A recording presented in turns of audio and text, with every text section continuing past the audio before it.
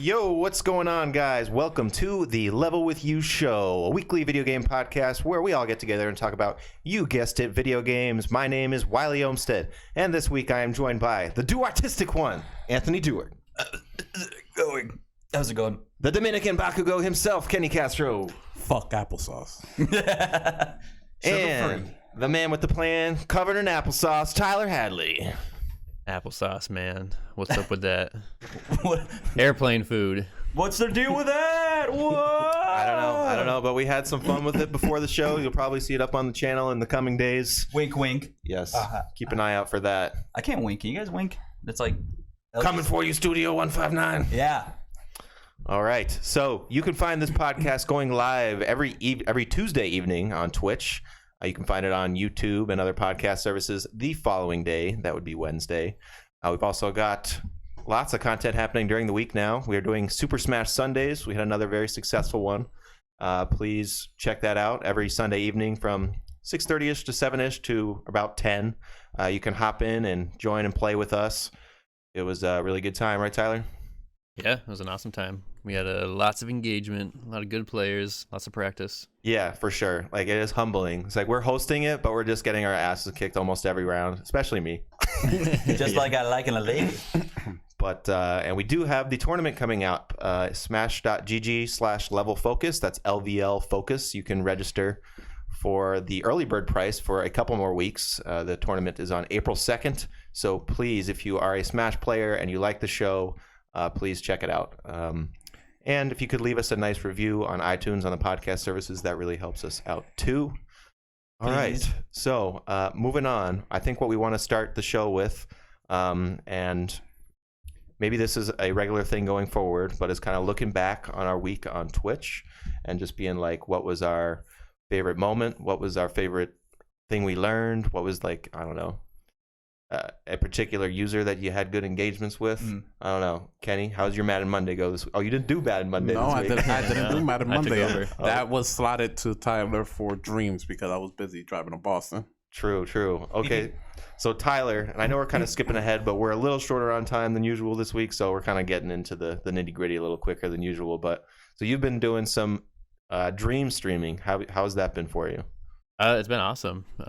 It's my first dive into Dreams. I didn't play it at all during the beta or alpha or early access or anything like that. So now I'm just finally getting a taste of it, and it's really interesting. It's really cool. I've just been going through mainly the maker tutorials, and it's just, man, it is fascinating. Like, everything they have put into this game. It starts you off on how to, like, move objects and how to make them larger or smaller, and introduces you to your imp, which your imp you basically just control with the controllers, motion controllers. It's like your cursor, like your mouse kind of, right? Right. And I wasn't even expecting, didn't in a podcast like a while ago, did I not say something about how I thought the imp was going to be controlled with motion controls? Probably. I could see that. I think I predicted that. Yeah, I heard it's like using a mouse versus like a stylus or a pen on like a tablet. It's very different, but you can get two totally kind of different, very controlled results versus like using a controller joystick or the PlayStation Move if you have it, which you did. Right. Did you try texturing anything or?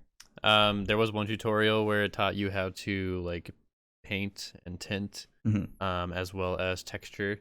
I think what they call the texturing is it's like starts with an S. I can't remember what it's called right now. Shading? No. Surfacing? No, it's like a weird word. It's like a skilt or something. Yeah, one of their like terms that they have.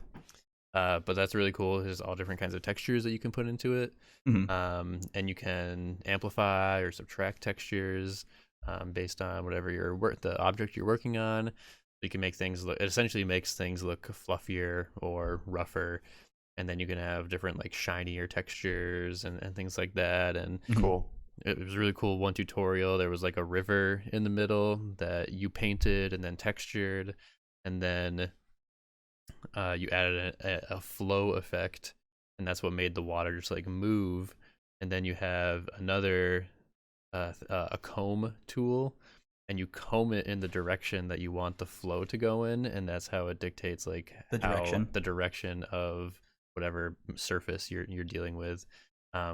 Essentially the water itself just starts off as like a blue block. Right. You kind of have to comb it into like what you want it to be doing, kind of like Play-Doh, basically. Yeah, I guess in a sense.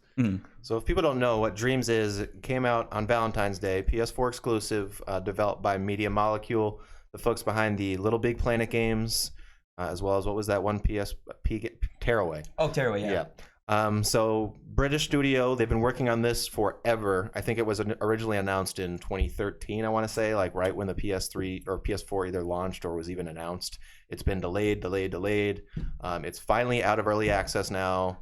It's pretty much gives the player a ridiculous suite of tools to make music, models, levels, and publish games with your own descriptions. It's got a big social media aspect to it where you can, follow users and creators, and you can even develop assets and have other people use them in your own game. So potentially, once this has been out there in the wild for a bit, you assume that there's going to be, full-fledged experiences that are, a little bit beefier than you would expect for something, than a solo person being able to develop it with a, 3D modeling system. So, yeah, I've been playing it a little bit myself. I haven't delved into the creative stuff yet. I just didn't have a big enough chunk of time, because once I do that, I really want to be able to focus. And so I popped into some of the stuff that the users have been creating, and I did find some cool ones. One of the ones that's kind of showing up at the top of people's pages is Blade Gunner, which is like a Resogun clone. Resogun's one of my probably still all-time favorite PlayStation 4 games, and they do a good job of emulating that, do some good upgrade systems in there as well, which is really impressive. And then, like, I don't know about you, Tyler, but I'm super shocked about all the amount of like licensed content on there that is likely to be taken down. I mean, you said you don't think it's going to be taken down, but there's straight up like Sonic games and Mario games and Family Guy games and Rick and Morty games. Oh God! And they're populating like the front pages because that's of course what people want to see. They don't have their own dreams; they just want to make others. Yeah.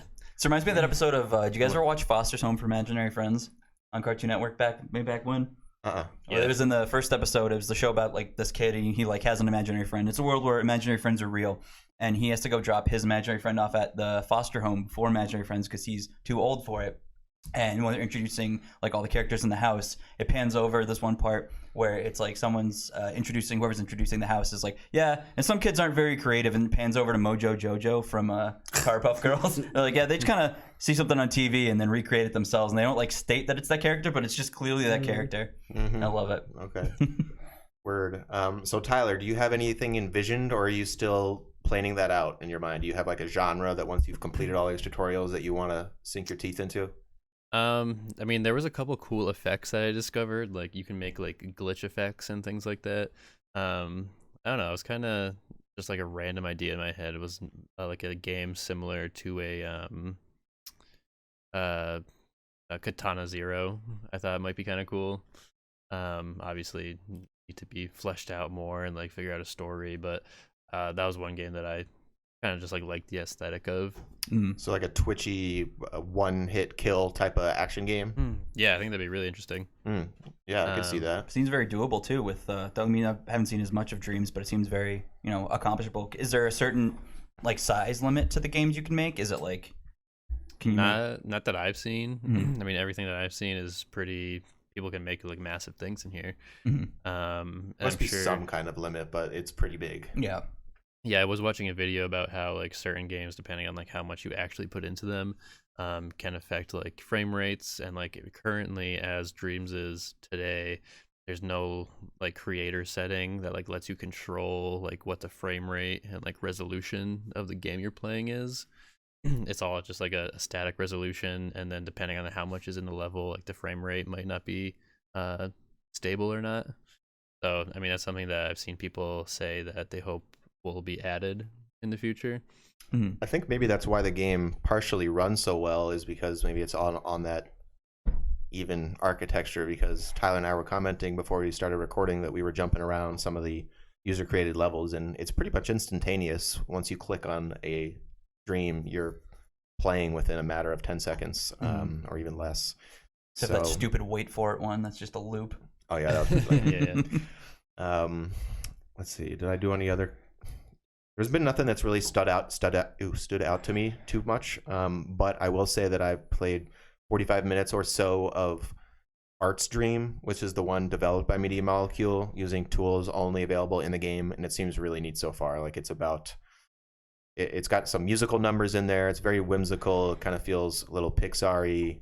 What's the whole story mode, right? That's based off the guy who's like a bass player, like a big stand bass player in a band, and leaves, and it kind of like switches genre styles. Yeah, so that's it's awesome. it's definitely like the main campaign, you should say. It's not the only thing made by Media Molecule. I haven't tried the other ones. I assume they're more mini games than a full-fledged story.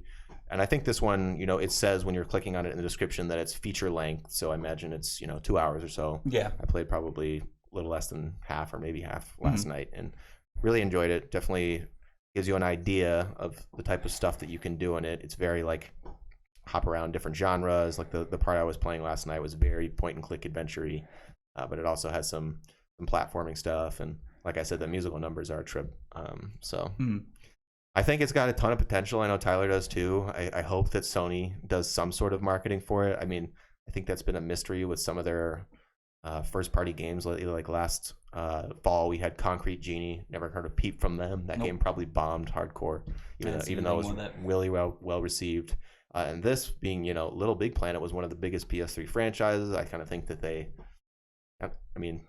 should be promoting this game because it could be huge. Think of a game of the year. I mean, I don't think so, but it's certainly possible. I could definitely see the argument for it. It could be the tools to get somebody to start making the game of the year at some point. I could see it being a very big, like, I want to learn Unity and Blender and all this, but it's like I have no clue where to start. But it's like someone gets interested and they start off with dreams and just are like, oh wow, now I'm motivated to go learn these programs. Yeah, I mean, I know Tyler's gonna make something cool, so I look forward to seeing that.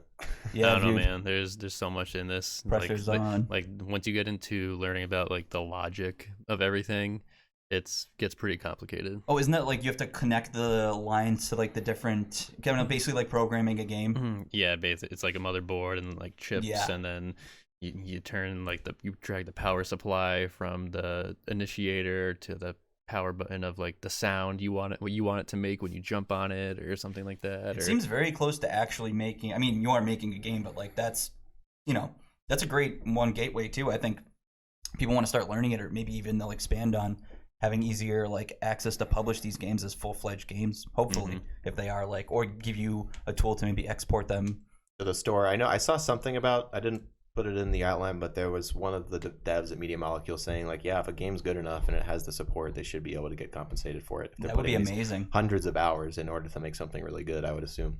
For sure, especially with those tools, that'd be a shame. Or thousands. Yeah. As long as there's no licensed properties in it. Yeah. No Sonic Adventure. Like there's a crazy Sonic Adventure one. It's like straight up playing the Dreamcast game or a PS3 Sonic game. It's not as good. They got those menus nailed. Not a high bar. Yeah, they got the menus and the sound effects and like everything like that nailed. There's a bunch of like weird humor on it right now. The classic like when the Smash stages were going live and you can make your own Smash stages. You got your classic boobs that you can jump on or whatever, all that stuff. But there's it's got to be there. Unavoidable. It's always gonna be there. Yeah. I haven't seen any boobs yet in Dreams. That's surprising. Oh man. Well, it looks like we know what you're making. Gotta do it. I think it's like you need to make, Anthony. You're right. Yeah, I need to do that. So that was something we were streaming. We also did. I know we already touched on it briefly, but Super Smash Sunday. Like, I'm still trying to find my main. I messed around pretty much exclusively with Toon Link. I figured I figured out that that's not who it's going to be. I think I prefer Young Link. Mm-hmm. Okay. It's really just because of the side smash. You can't do a double. It's such a good move with Link and Young Link, and with Toon Link, it's just not there. And I wasn't able to figure out what made him superior. So maybe I'll hop back into Young Link, but there's other people that I want to mess around with too. But like when I was playing with people that were as good as that we were playing with, I was like, I guess the only way I have a shot is to play with the one I'm most comfortable with. Mm-hmm. Yeah, definitely been enjoying that. I was definitely this past Sunday very preoccupied. Making sure that everybody got fed that day.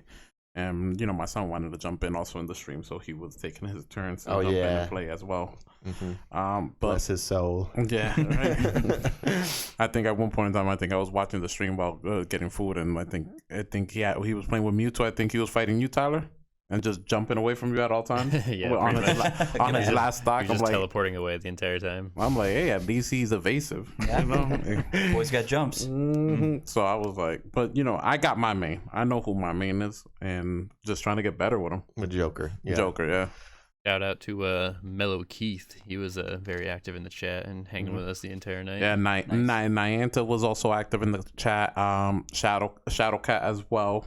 Ace. We definitely had some notables who were just very, very active throughout the I missed a big weekend. And actually, the chats tend to be very active. That's great. While we're doing it, Yeah. we get to have 2 to 3 people always very active talking. But this time it was extremely active. We talked about cheese. Yeah, I was trying to do some prompting, which I hadn't really done too much of before. I was like, all right, if you're in the chat, tell me what your favorite kind of cheese is. Hell yeah. And like that actually worked out a few times. Yeah. So. And we talked about the blasphemy of pineapple on pizza. Oh yeah, I forgot about that. I don't think it's that bad. No, I was the advocate for it. I love pineapple on It's pizza. horrible. I like anything on pizza. Horrible. Hard Put to everything mess on up pizza. Yeah. You Put can everything mess on up it. pizza. Put pineapple on it. Oh man. Whatever, bro. But definitely entertaining chat. I try to just jump in there, like sometimes I like having the Twitch, having the Twitch open and just having as chat only, and just reading the chat, trying to write back if I can't talk, which were some moments. So So what I was doing is I was closing the Twitch app on my phone every time it was my turn to play because I was wearing my headphones and it was making it harder for me to follow the action, and I was hearing my own echo in my voice. It's the worst. So I was just like, when I'm playing, I'm just putting it down. And that's what what I was doing is what I recommend for you then. yeah. Do so when you press the settings, you can literally select chat only, so you won't see the video, you won't hear anything.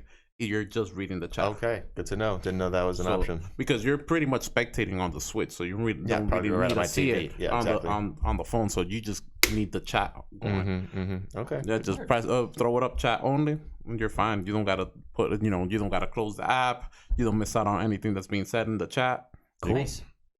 All right. Well, Kenny, you haven't been streaming Darkside. You've just been doing YouTube stuff. Just right? been doing your YouTube stuff. Okay. Cool. All right, so now let's move on to, even though we've talked about it a little bit already, but what we've been playing. It has been kind of a busy week. We already talked about Dream, so we don't need to rehash on that.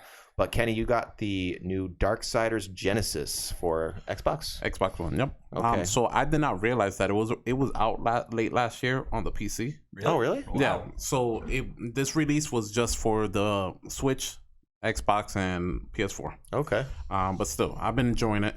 What's the genre? Give me the overview. So it has like it's the over the top, almost feels like a twin stick shooter because of the Strife.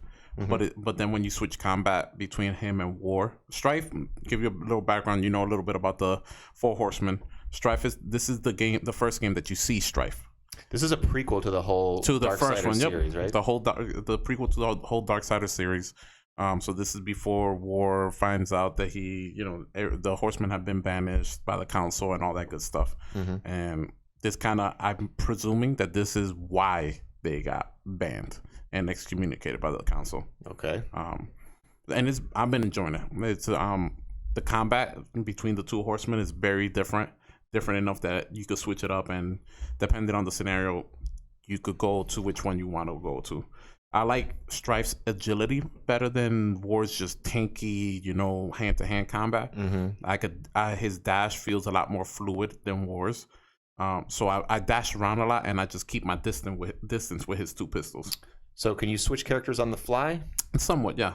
Okay. It's just a hold of the left bumper and pressing A. Okay. And it'll switch. And so what if one of them dies? Can you use the other one still? Haven't died yet, so but there are passive abilities that you can pick up from killing. So you get these things called the mysterious cores, mysterious objects, but then you end up finding out that they're creature cores, and these creature cores you slot them into the the passive abilities of both characters. So there's just one passive tree for both characters. You slot these creature cores into those slots, and if you match them correctly to the symbol that's on the slot, there'll be a health one, attack, and I believe the other one is gadget. Don't quote me on that one. I forgot. I remember it, but I don't have the exact name. But I know one is a health passive and an attack passive. So one of them will just give you a passive where, like, if you're running low on health, if you switch out, the inactive character that you're not playing as starts regaining health slowly, so that you're tagging out pretty much, so he could regain health, and you're rolling around there with this character, and then you could switch right back. Go ahead. So the other games are third-person action adventure games. Behind the back. This is like a isometric, like Diablo style camera. Yep. Okay. Yeah. So it completely switches up the mechanics and the gameplay of previous Dark-sided games, and I actually really like the change. Because I really am a big fan of just these isometric games like the Diablo-esque games. And it does it well. It really does it well. And the enemies, right now I'm on normal difficulty. The enemies pose enough of a challenge, and each chapter has a recommended power level for the characters. Okay. So if you're not at that power level, you're gonna see the hint of difficulty trying to take down these enemies and how much harder they're hitting. And they could gang up on you very quickly. I think I jumped into one boss fight where I was struggling to take down the boss, and he just kept spawning enemies that were becoming annoying. So I found myself in constant dash and shooting. So I was dashing around the map, avoiding his big attacks, but also avoiding these smaller enemies at the same time. And one of the ammos for Strife is an electric bullet that chains between enemies. So you could use the basic one, or you can wait until this overclock of your Wrath. So you overclock your ammo, and it gives you like this temporary time frame where you can set off those special bullets without using ammo for it. Okay, this reminded me of Children of Morta, which is a game that I finished up, and I'll touch on real quick after this. Exactly, and that's, we talked about that, how it has that similarity between both. And so in that boss fight, I think anybody will be able to see. I think that's actually part 4, which should be published in 2 days. Cool. And that fight was very interesting because I would have to wait around for that ability to then start chaining the electricity between the boss and all the minions that he would spawn, so that I was focusing damage on him, but while also killing off the other ones by chaining off of them. Okay, that sounds neat. That's like, we should also mention you can catch Kenny's entire playthrough on youtube.com/levelwithyou. I think you've got 3 of them up now? By tomorrow, well, when this video goes up, it'll be 3, yes. Okay, perfect. So the game that I was playing last week that I talked a whole bunch about, I'm just going to talk about a little bit. I finished it up, Children of Morta, the 2D, well, no, it's a 3D game, but 2D sprites and kind of a Hyperlight Drifter-esque look to it. Really enjoyed the game. I was kind of disappointed once I beat it, just because the fact that it was over. I was like, man, I want more. And I think that's what the whole community is feeling sort of at the moment. They did introduce a hard mode, which I have not tried yet. But from what I understand, it's essentially like enemies do a little bit more damage. You have a little bit less health. There's not too much from an overall gameplay perspective that changes. Like, what people are really looking for is like a true roguelike experience. Once you've completed all the campaign, where you can kind of keep playing once you clear a dungeon, so you can really grind out high scores and have maybe greater run differentiation with your items and stuff. But the final boss battle is really good. The story wraps up in a satisfying way. It's very charming. If you are at all into dungeon crawlers or action games, I definitely recommend playing it if you've got an Xbox and you have Game Pass. But I was so disappointed that it ended that I started watching Kenny's video, and it just gave me the similar vibe. And I was like, oh man, I kind of want to go buy this, even though I really shouldn't be buying anything this week.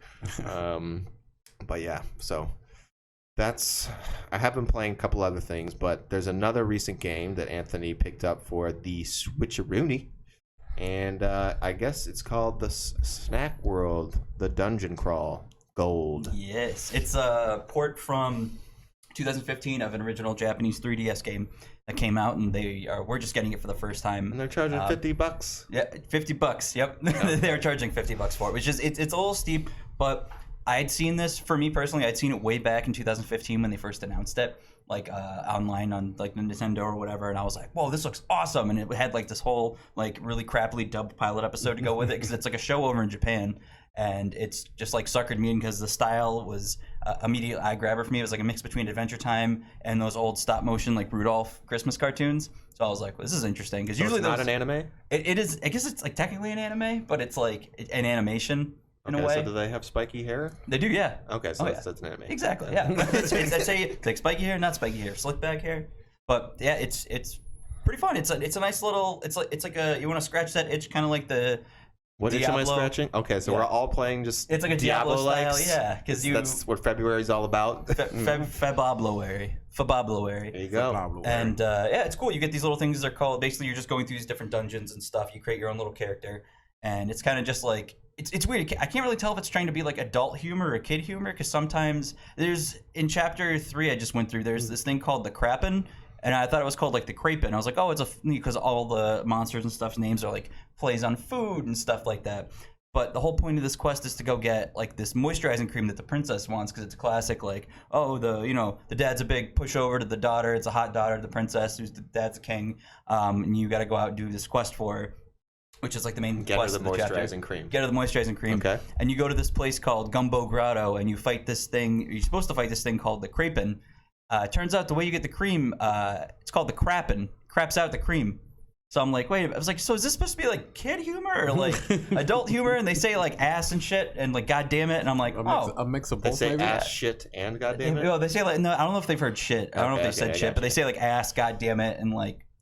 I mean, isn't Adventure Time sort of like that? Kind of, yeah, like pushes the boundaries. I don't think they curse in that, but exactly, yeah. But I was like, oh, it's weird. It's a neat little game. I mean, I definitely recommend it if it goes down to like $30 or something. Like $50 if you're really into those kind of games. It's cute. The style is very unique. You can play with friends online after you get to a certain like mission.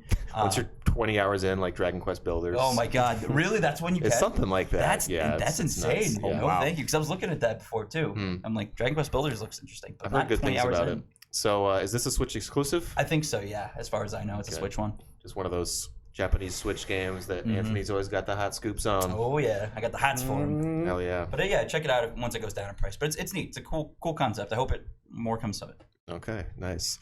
All right, so I last week also touched a little bit on this game, Kentucky Route Zero, and I'm only going to briefly say that I played Chapter 4. Like, the game continues to have really good writing. I will say that it lost me a little bit compared to Chapter 3. I feel like this was the most meandering as far as the plot went. I think it was more focused on philosophy and maybe character development but some of the characters that I'm less interested in. Had a really cool visual thing where you're sort of in the aquatic version of Route Zero. So it's got really neat minimalist visual style. And I'm looking forward to playing the last act, seeing how it all wraps up, seeing if I ever really do deliver this antique package to 5 Dogwood Drive. Do you still don't know what's in the package? No, you don't. There's antiques. Yeah. So I mean, like, that's how it should be. If you like reading, this game is 60 to 70% reading, no joke. And if you like the idea of player choice, if you like cool minimalist indie art style with very, I don't know, filmic influences, definitely check it out. It's neat. So I'll have my final brief thoughts next week, I'm sure. And the other game that wasn't there one more? You were playing, was it the OG or something? DG? It was like an HQ? What's that? Oh no, HQ. No. So that's one of our stories from later on. But you played. No, but to be honest, yeah, that's pretty much it. I usually have a little bit more to talk about, but Kentucky Route Zero, Children of Morta, and Dreams were pretty much the only 3 in my rotation this week. So are we gonna get a review for Kentucky Route Zero or Kentucky Route Zero? I honestly do not feel comfortable reviewing that game. No, I could do Children of Morta. I could do Kentucky Route Zero is just, there's so much to take in. There's so much that I feel like I missed in, I don't know. Like it's just a lot to process, and you'd probably have to go back, sit down, and basically write your impressions as it's taking in everything as it's happening. Totally. So it's like a whole. I would have to be assigned that game, and I would have to take it very seriously because like Morta was such an awesome game because I could just chill, have a few beers, make a progression no matter what. Okay. Kentucky Route Zero is like you play this game in the morning or after you've woken up and had your coffee, and then you can like really pay attention because if you are inebriated at all, it's After a long day, your mind's somewhere else. That's not going to be enjoying soaking it up. exactly. So that's where I'm at. Anybody else got anything before we move on to I think that's it. Just playing Pokemon. You know, doing usual. your usual Pokemon grind? Pokemon, waiting for that new Digimon game to drop. Don't know what it is or when it's going to be, but Any new Survival, I think? shinies? yes, survival. Shinies, no shinies. Actually, I caught a shiny Aaron at work the other day from Gen 3 while I was pooping in Pokemon Go. How do you say nice. Aaron? I mean, how do you spell Aaron? Aaron, it's like just A-R-O-N. Yeah. Or it's Oh, like, okay. yeah, Aaron, Lairon, and Agon. We got to do some trading too. We do. I know. I did get Pokemon Home after we all hung out on Saturday night. Kenny told me that Pokemon Home is on your phone. Downloaded it. Oh yeah, we should mention like we played Catan on Saturday night. That was pretty fun. That was pretty fun, and Tyler did not win. No, And he neither did did I, but Tyler did not win. I just My wife, want to Elena, remind that. I should have won. No, that was honest. I was very stoked because I had so bad luck that game. Like every roll was just like, oh, nothing for me, nothing for me. Like I think I probably 25 to 30% of it. I even got any materials. Like it was kind of a bummer of a game for me, but it was It was still fun watching. It was you guys still play. fun. Yeah. I got pretty drunk. It was good. Honestly, at the end, Anthony, you and I were up till 5 in the morning. So Holy yeah, shit, that's right. We were. Oh man. I woke up the next morning. All I saw was Tyler. What's the password to the laptop? We're gonna stream MK. I'm like, the hell. Yeah. we The hell did you do at 3 I in called the Tyler morning? like 4 or 5 times at like 4 in the morning. I'm like, Tyler, what's the password to the laptop? We're gonna stream Mortal Kombat. Yeah, and then I woke up. I think I slept for maybe like 2 hours, and then I woke up at like 8 and drove to a rest stop to meet up with a guy to buy 4 bundles of Pokemon cards because they had a good deal in those day day in we the were meeting. life of Anthony Dewart. Welcome, I'll be your waiter. And then I streamed boobs for 10 hours because I was working on a fetish art commission. And Not then on these this guys channel. off. Not on this channel. Don't worry, on my own personal one. You can, if you ever see me in person, ask me about it. But I won't. If I burnt myself out anyway, I'm sorry. I completely forgot about the asking for the just. Sorry, just Tyler. stream Mortal Kombat. Yes, Tyler texted me. He's a nice boy. He texted me the next morning. Was like, "Hey man, sorry, I was sleeping." I was like, "Don't worry about it." Probably wouldn't have been able to figure it out anyway. Yeah, I think it's so funny that we both thought that was a good idea at 3 Oh, it's o'clock always in the a good morning. idea. I know, I don't know. That's That's That's I so saw funny. the text message. I'm like, that shit was sent at 3 in the morning. sir. What the hell were they doing? yeah. We were playing Drinking. MK, Smash, and And I then almost else? beat you once. I think I booted up Bloodborne. You did boot it, yeah, because I wanted to see you play Bloodborne, and we were just too drunk to do it. It's just like, this isn't happening. Oh, no, I had an hour-long update. Oh, that's what it was. Yep. Shit. So, as a quick little drop in before we move on, I won't say what opponents we beat, but me and Tyler made it out of the first round of the Super Smash Bros. Ultimate doubles. Really? Where? When we went on Sunday, we played doubles. Ooh, in the nice. doubles tournament. We made it out of our first match. Nice. Tyler, no need to mention who it was. Was it his son? No. Okay. No need to mention who we faced, but we made it out of the first match with a W. Hell Our yeah. only W of the night. Yeah. Your only W of your life. And you know? left with a finger Exactly. and thumb. Exactly, Okay, because then we lost forehead. the next 2 in doubles, and then I lost the next 2 in singles as well. It's okay. And so did Tyler. But at least we got 1 win. Tasted that Well, we sweet went up victory there. for Yep. a fleeting moment, and then it was For a amount gone. of time. Yep. Even though Tyler at one point in time in that first match was worried, he was like, "Attack him!" He was in my ear like, "Just hit him! Just hit him!" You can see Tyler being like, And were you doing Joker and Inkling? Yeah. Yeah. Yep. oh yeah. And then I did not realize they had team attack. I pretty much knocked out Tyler in the first match because it was like a best of 3. The first match, and I knocked out Tyler. I caused at least when at the end when it recaps and it says, "Oh, damage given." Out of my 397 out of the first match, I gave at least 130 to Tyler. Wait, they had friendly fire on in a Yeah. team game? Yep. What? Yeah, and doubles. Wow. Interesting. That must I have hit. been embarrassing. I was just hit. I was. You see me trying to get them with the AHA, and I'm like Tyler. I'm like, fuck. My bad. Oh, I just did it 12 times in a row. If you guys had good synergy, you could do like, Tyler, when I do AHA, you refill your ink. Well, honestly, I was It's mentioning it afterwards. I'm like, dang, when you like roll on them and stick them in the ground, that's when I should be coming to do a combo. But we had no synergy. We were all over the map. It's the nerves. All over the arena. Yeah. Now we know. I get some nerves playing even on Twitch against people I don't know. Seriously, like I mean, I know that I suck anyway, but I'm nervous all the time. It makes it worse. but we squeezed out one W, so that's all that matters. Okay, yeah. Yep. All right, guys. It is now time to move on to the part of the show that we like to call Cruising for News, in the part of the show where we take the stories that matter the most to us throughout the week in the world of video games and talk about them for your viewing pleasure or listening. So our first story, this one just came in today, and I'm going to say it before the one I actually wrote down. There's a new Nintendo Switch color. It's called Coral. It's like pinkish red. Mm-hmm. If that's your thing, you can order it from Japan. It's region locked. Yeah, it's not region locked. It's just that they're only selling it in Japan. But if you know what site to buy it from, convert your dollars into yen, buy it online, get it shipped over here. Probably take a while, but it's region free. So and you'll have that hot pink new Switch. So jump on it. All right, our first story: Samsung and Microsoft team up with xCloud, revealed at Samsung's S20 event, which I guess is what they're calling their new phone. Yeah, this thing is like super powered. Yeah, this is like what they're rolling out with the 5G and like this. The 5G, like I think it's. I don't want to get butchered, but it's something in like the 1,000 megapixel camera like type thing. Like yeah.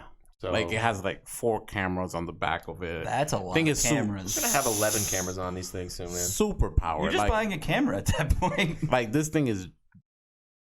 And there's a flip one they revealed too. Yes, the Flip Z, the Z Flip, the Galaxy Z Flip. Okay, so which is sort of the Game Boy Advance SP looking thing. From what I saw. Ooh, kind of. That'd be cool to be. Yeah, Hey, much thinner than that, obviously. But, wow. So yeah, so it was nice little event that Samsung had, and I was super stoked when I saw that they revealed the partnership with Xbox, because it kind of just piggybacked off of what I was saying at episode 41 when we were talking about what this guy said about Google and Amazon being his competitors and Apple, because this is what they did a partnership. Yeah, totally. Literally for their xCloud and it's controller with a more clip. Likely to because I have the S10 now. It's my first one. I've kind of hopped around. I'm not a loyalist as far as smartphones go, but I do like it quite a bit, except for Bixby. Bixby's not very good. Yeah, Bixby's a little annoying. Yeah, is he the Cortana or the I mean, I just never use it. I just use the Google one. Yeah. And Bixby is just the thing that I accidentally press when I'm trying to put volume down. Yeah, exactly. Yeah. But anyway, so here's the story. As Samsung unveiled its Galaxy S20 and Galaxy Z Flip phones yesterday, it also unveiled a partnership. Details are still a little light so far, but the focus is clear. Xbox and Samsung are partnering for cloud-based gaming, which Microsoft is pursuing through its Project xCloud, currently in the closed test phase. This is just the beginning of our gaming partnership with Xbox, said David S. Park, head of Samsung's U.S. marketing via The Verge. Both Samsung and Xbox share a vision for bringing great gaming experiences to mobile gamers around the world. With our 5G-enabled portfolios and Microsoft's rich history in gaming, we are working closely together to create a premium cloud-based game streaming experience. You'll hear more about that later this year. There's no word on any sort of exclusivity or anything like that, nor would I expect there to be. Xbox will also launch Forza Street on Galaxy devices. Ooh, okay. I missed that when I read it first time. Again, details are light until later this year, but the most obvious application would be bundling Project xCloud and possibly also a controller and trial Game Pass subscription with new Samsung devices. That'd be awesome. With new along the lines of what the company revealed at the event. I don't think I need to read the rest. No. So what do we think? Cool. It's awesome. It's awesome. The convergence of like we're finally gonna be talking into Game Boys. Yeah, pretty much. We'll be talking into Game Boys. Remember? You guys remember the N-Gage? Like, remember that? I remember it. That's a real thing that works really good now. And I mean, not the N-Gage. Yeah. It's a good idea. I was gonna say, bring out your N-Gages. They just patched it. They put the patch out. Those are actually going for a lot of money because apparently you can like. There's some hardware video I watched. I won't go into it, but it's like you can repurpose those for other things now. If you have an N-Gage, it's like the Vita. Yeah, I don't know, but I never actually played an N-Gage. I remember Neither did I. It had like a Tomb Raider, a Tony Hawk. I want to say they're all like, terrible. You had to hold Sonic. it to your face sideways. The keypad was all like on the right. I remember being like in GameStop when that was brand new, and I remember I was buying Sonic. Battle for the Game Boy Advance, and the N-Gage was like on the shelf, brand new, with like its 3 or 4 titles. Like, it was just, I was like, who would buy that? Even as like a little stupid 10-year-old, I was like, who would buy that? It is funny. That's one of the gaming's biggest hits or swings and misses. So yeah, I mean, moving on to our next story. Speaking of swings and hits, Sonic is a success. Sonic the Hedgehog set a record for the best opening weekend by a video game movie, bringing up an estimated $57 million at domestic box offices to overtake last year's Detective Pikachu at $54.3 million. Sonic's $57 million figure is a 3-day total, per The Hollywood Reporter. For the 4-day weekend, The Hollywood Reporter is projecting a $68 million domestic haul for the Blue Blur. Sonic's opening day estimate of $21 million on Friday likewise edges out Detective Pikachu's first day take of $20.5. So it looks like things worked out for this, this delayed, and been talking about it since the early days of the show when the initial trailer got dropped. Oh yeah, like it finally comes full circle. The reviews are even decent. It's got a 63. Nope. Which one has 63? Sonic or Pikachu? Sonic. Okay, and then Pikachu has 69. Yep. And it's, I hear it's pretty fun. I heard that Jim Carrey is kind of, back to his old 90s shindig. I was like his first announcement that him like being the main antagonist in the movie, immediately I was like, it's a must see. I kind of wish they, for my sadistic purposes of just like it being such a meme movie, wish they kept the original design, because that would have just been hilarious. Like that whole movie, absolute gold, solid gold, whole movie. I mean, I'm sure this version is still amazing. It's great. I'm sure there's the meme-worthy moments. Amazing and great. Amazing and great. I'm sure I'm sure it's got its meme-worthy moments, but just with that old design, like Jim Carrey in a suit, I hear remake the movie in dreams. Dreams Carrey. Make the Jim Carrey game.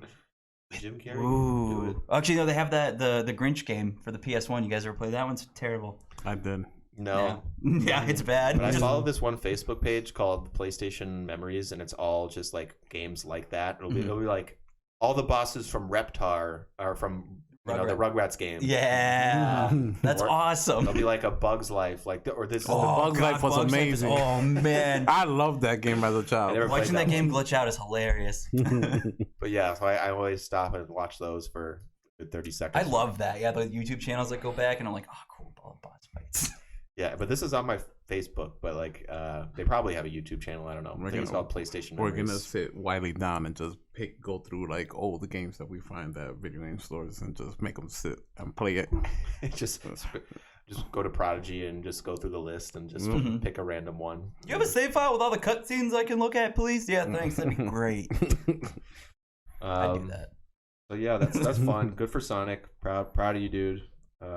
Do you see all the facial control Jim Carrey has of the muscles in his face? He can still do the Grinch like the. I'm sure he's a freaking natural with that shit. Oof, love him. Our next story is a recap of the DICE Awards.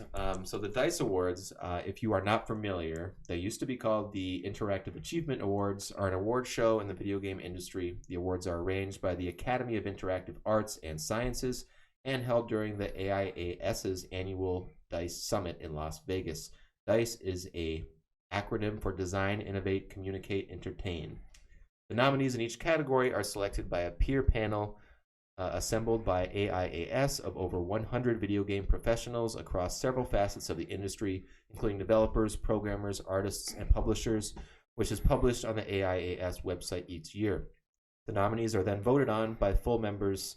There's approximately 22,000 members via a confidential and secured voting system. And winners are subsequently announced during the summit in Las Vegas, typically in February. So Greg Miller's been hosting this for the past few years, along with, I believe, Jessica Chobot. I always mess that up. And you guys are probably going to be a little surprised to learn that the game of the year this year was Untitled Goose Game. Woo! This made me for sure want to give it another shot. I mean, this is kind of the most Oscar-y of the Game Awards because it's the people that are actually working on it that are doing the voting, just like the Oscars. The Video Game Awards are mainly focused on outlets and games press. So this one is from within. Did any of us play this game? I played it, and I was like, I played the first 10 minutes, and I was so turned off by just the pace of it that I was like, it was on Game Pass, so I was like, nothing lost. Well, that's good. This is not for me.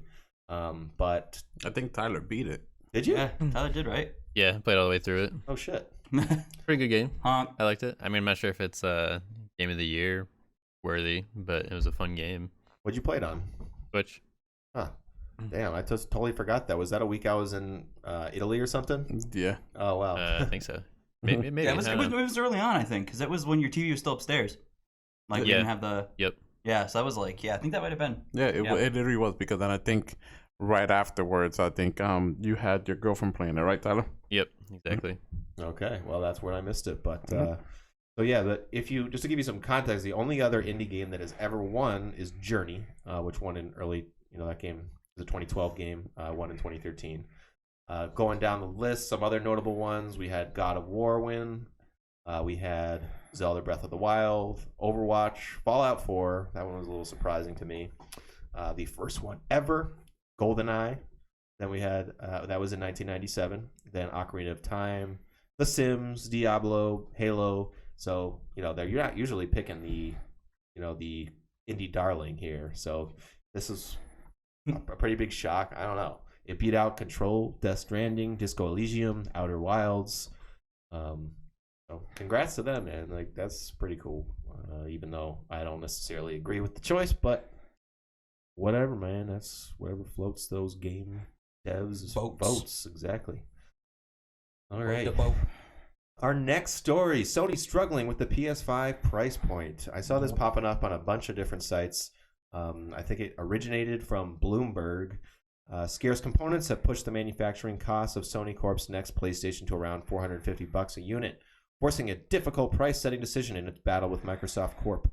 According to people with knowledge of the matter, the Japanese conglomerate is preparing to gradually replace the 6-year-old PS4 console, releasing its PS5 the same holiday season its arch rival debuts the upcoming Xbox Series X. So let's see. Sony typically finalizes a console's price in February of the release year, followed by mass production in the spring. With the PS5, the company is taking a wait-and-see approach, said the people asking not to be named because the details are private.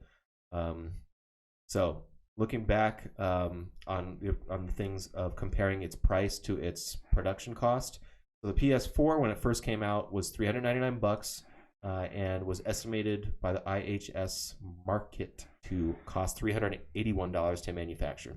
So they were making about $19 per unit. If it cost $450, they would obviously need to charge at least $470. What do we think this means? Who comes out first with the price? What are the prices going to be for the next gen of consoles? Kenny Castro. Well, we know that Xbox is not announcing. Well, at least the rumor mills is Xbox is not announcing a price tag until E3. Yeah, I've heard that too. Yeah, so unless Sony comes out and says if they're really holding strong to the we're not going to announce a price until Xbox announces a price, we won't see any prices until after E3 weekend. Mm-hmm. And I think sorry. No, I'm just gonna say I don't know if they've said that, but I think that's what people are. That is what they're saying. Yeah, that's the rumors on the PlayStation exactly. side as well. Like they're holding strong, trying to wait and see what Xbox price point they set it at to see if they can put a competitive price against theirs. Mm-hmm. I think these consoles are just gonna get priced out at $500. Yeah. I think that's what it's gonna be. I don't think Sony could go lower than that, especially if Microsoft comes out and says, "Oh, ours is gonna be $500." Go any lower than that. If it's true that it's gonna be $450, like $470 just sounds weird. Yeah, totally. Mm. I think they got to keep it on around 100. Yeah. I mean, you could see a 50 perhaps, but even 450 sounds kind of weird. Exactly. I think 500 as well. I was hearing on some other podcasts that they think that is a little steep. I disagree, especially because 2013 was 7 years ago now. There is inflation. These are supposed to be even maybe a bigger jump in terms of straight up hardware, specs, than the PS3 to PS4. I mean, that's time will tell. But I am also saying 500. I think that I think PlayStation's not going to be able to wait that long because I think that they're going to need to hold their PS5 reveal event before E3 so that they don't just get all the limelight taken from them by Microsoft. I think that Microsoft is going to have to be I think Sony needs to come out swinging because Microsoft now has been more forthright with what their plans are for the Series X. PS5 has been very wait and see. If they continue that strategy after all this hype comes out of E3 with the Xbox One Series X, its real coming out party, then it may be hard to, I don't know, generate the buzz after that. So I think we see a PS5 event a couple weeks prior to E3, maybe even a month prior, and then once E3 begins, they'll do like another follow up direct or whatever they call them, the state of play.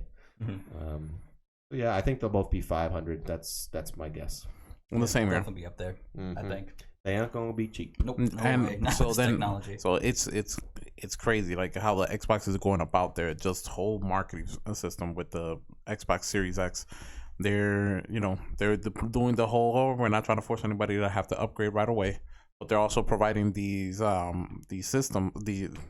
plans in place where if you want to pick up a Xbox One X right now or S and pay it monthly instead of outright, you'll have the option to also add pay a little extra, and you'll have the option to upgrade to the Series X on launch. Yeah, and send this back, get the new one. I wonder how popular that is because that's only really through Microsoft stores, right? Yeah, and I don't think it's out there outright. Right. But if you're searching for it, you'll find it. Yeah, I think they're probably that's the beta test for them. Exactly. To see if they can move forward for that. Is like a major thing. Like, okay, we're gonna sign up Best Buy and GameStop and Amazon to do this too. Kind of like a layaway, but like an upgrade away. Exactly. Neato. All right, so our final story. It's a very sad one. Is it actually the final one? Yep, it is. HQ shutting down. I don't know if anybody out there played HQ. I certainly did for a hot 2 weeks or so. What does it stand for? Headquarters. I don't know. Headquarter trivia. Yeah.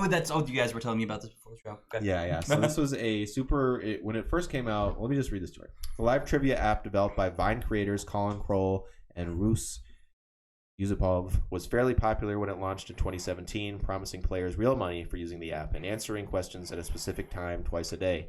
Users would split $250 among themselves, with earnings then delivered to their PayPal. The app reached a record high in users at 2.38 million on March 28th, 2018.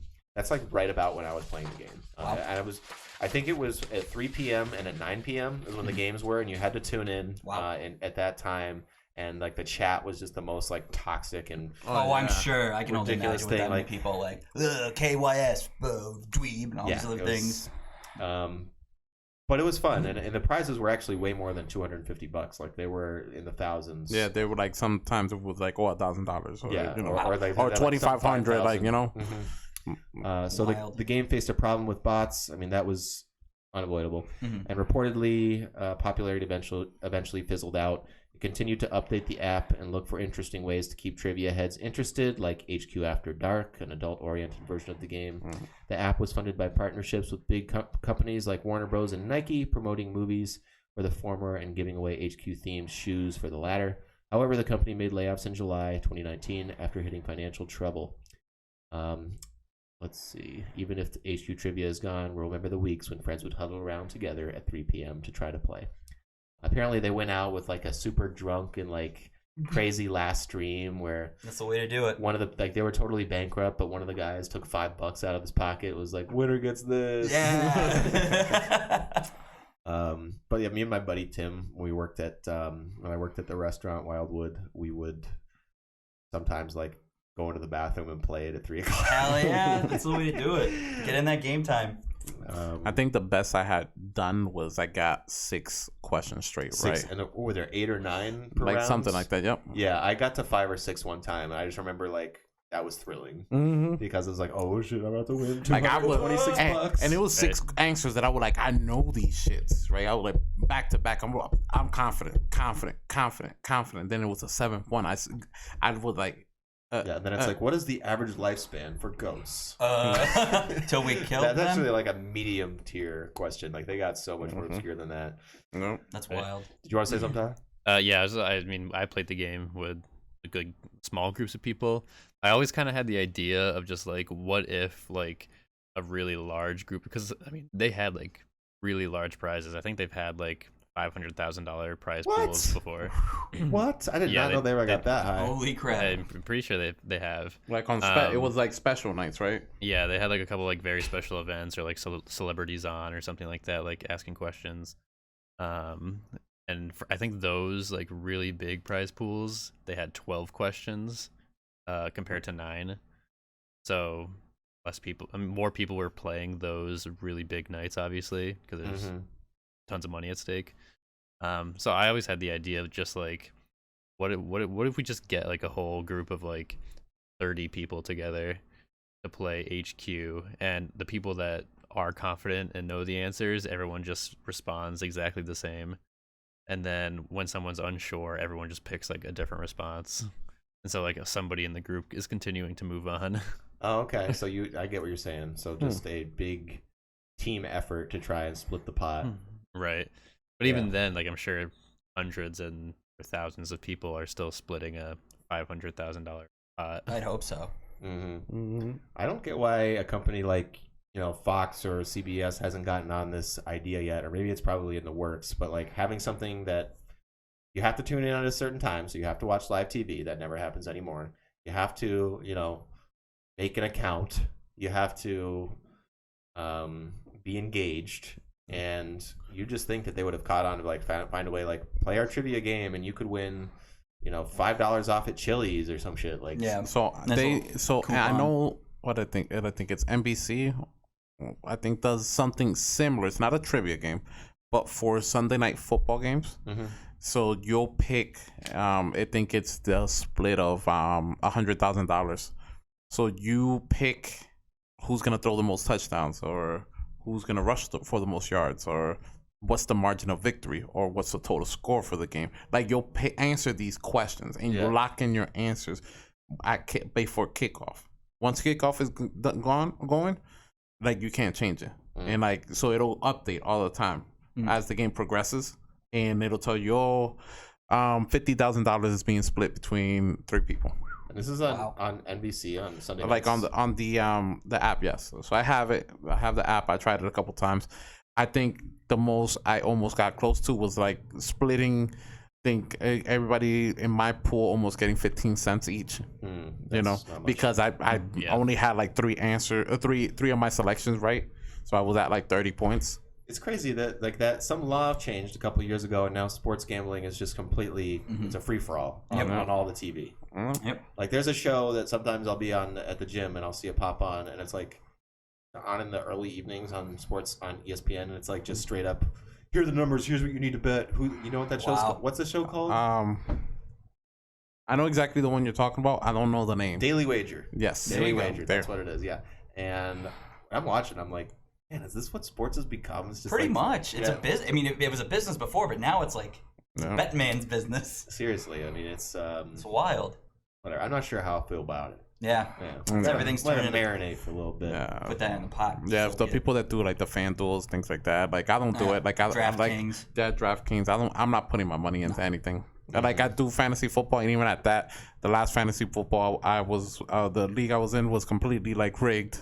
Yeah. Between 2 best friends, so I'm all set with that. Wonderful. Yeah, I'm all set. Yeah, no danger. Yeah, I don't usually do too well with gambling, but Same. I'd rather lose it. that might change. You never know. I gotta get one more to go. It's true. All right, fellers. Well, that's gonna bring us to the end of our little podcast here. Thank you so much for watching or listening. We appreciate you very much. Anything you guys want to say before we sign off for the eve?